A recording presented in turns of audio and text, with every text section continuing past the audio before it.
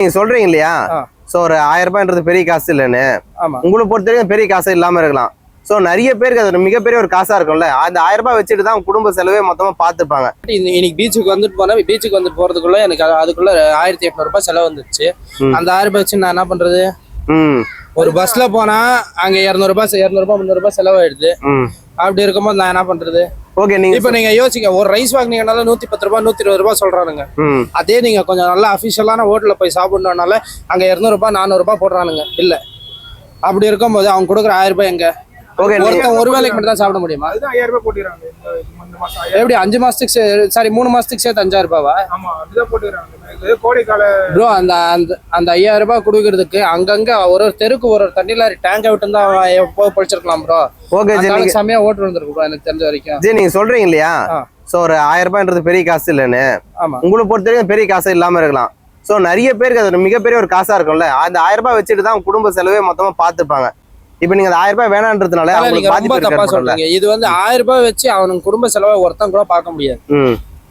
பிச்சை எடுக்கிறவங்க கூட ஒரு நாளைக்கு 150 ரூபாய்க்கு மேல பிச்சை எடுப்பான். நம்ம இந்தியாவில போய் பாத்தீங்கன்னா அவன் பாத்தீங்கன்னா பிச்சை எடுக்கிறவனே அங்க கோடீஸ்வரனா போய் நிக்கிறானுங்க. பெங்கால்ல அவங்க எல்லாம் இருக்கு, சாரி இதுல மத்திய பிரதேஷ்ல அவங்க எல்லாம் இருக்கிறதுல. சரிங்களா? அப்படி இருக்கும் பிச்சை எடுக்கிறவனே 150 ரூபாய் பிச்சை எடுக்கும் போது ஒரு நாளைக்கு அவனுக்கு சாப்பாடு தேவையான அவன் பிச்சை எடுக்கிறான்னா 150 ரூபாய் மினிமம் அவன் எடுத்துட்டு தான் அவன் சாப்பிடுவான்.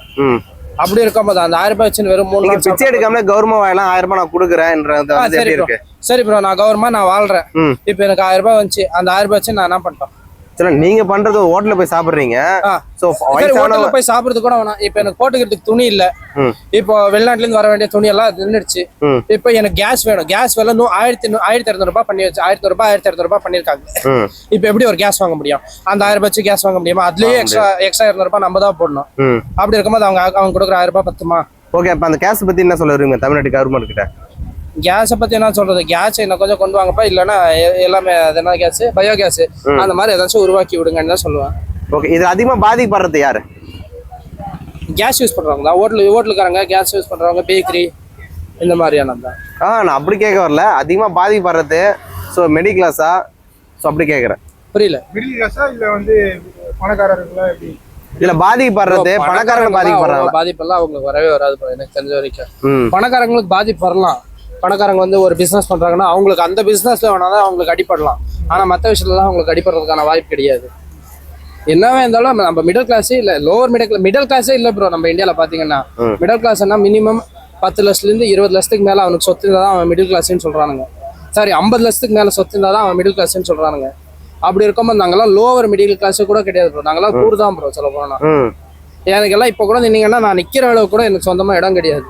அப்படி பார்த்தா நான் என்னத்துல சொல்றது? பிச்சைக்காரனை கூட மோசம்னு சொல்லலாம். பிச்சைக்காரனை கூட தூங்குறதுக்கு ஒரு இடம் இருக்குது. அப்படி இருக்கும்போது இதுல எப்படி ப்ரோ நான் இது சொல்றது? மிடில் கிளாஸுக்கு இல்ல, எல்லாருக்குமே நஷ்டம். எல்லாருக்கும் அந்த பாதிப்பு இருக்கு. மெயினா எனக்கு தெரிஞ்ச வரைக்கும் பூருங்களுக்கு தான், பூரா இருக்கிறவங்களுக்கு தான் நிறைய பாதிப்பு.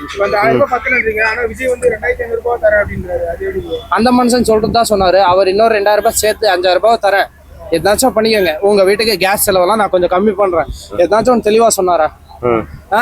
ஏதோ 8,000 10,000 அப்படின்னா பிரெக்னெண்டா இருக்கிறவங்களுக்கு மட்டும்தான் அந்த 8,000மா? பிரெக்னெண்டா இல்லாதவங்களுக்கு, இப்ப குழந்தைய பிறக்காத அவங்களுக்கு எல்லாம் என்ன பண்ணுவீங்க? சரி, குழந்தை பிறக்காதவங்களுக்கு என்ன பண்ணுவீங்க? நான் கேக்குறேன். இப்ப குழந்தை பிறக்கா